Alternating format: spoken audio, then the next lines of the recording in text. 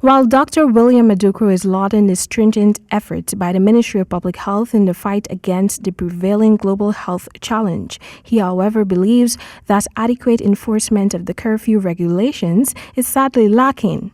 My only problem is the curfew is not enforced, and we either do something or we don't do it.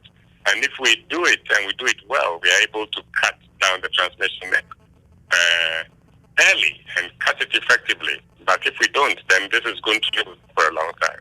The Ministry of Public Health has so far identified 17 communities in central Georgia, the country's epicenter, where COVID-19 clusters have been detected.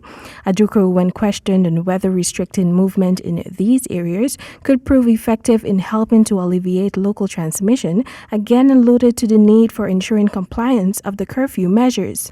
I think if the government says everybody must be indoors by 6, and we obey that, except persons who have a right, to be out because of their jobs, the police, the army, firefighters, healthcare workers, things like that. Except those people, if we're able to do that, whether they are clusters in small communities or around the hotel or around the motel, or that can be taken care of, because once we get a case from there, we look at all the contacts there and we isolate them. Not in that hotel, but isolate them elsewhere.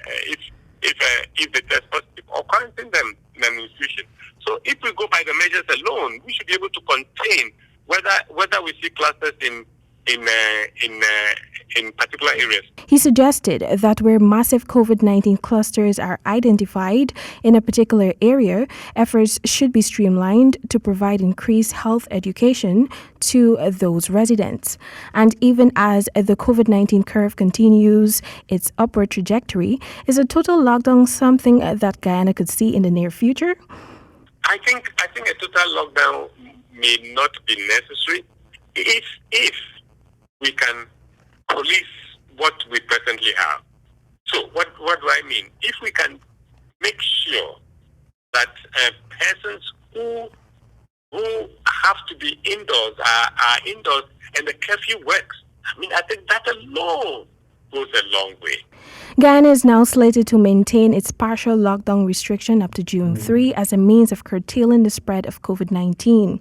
However, even with this 1-month extension, health officials are concerned that too many Guyanese are still engaging in practices that are in direct contravention of the curfew regulations.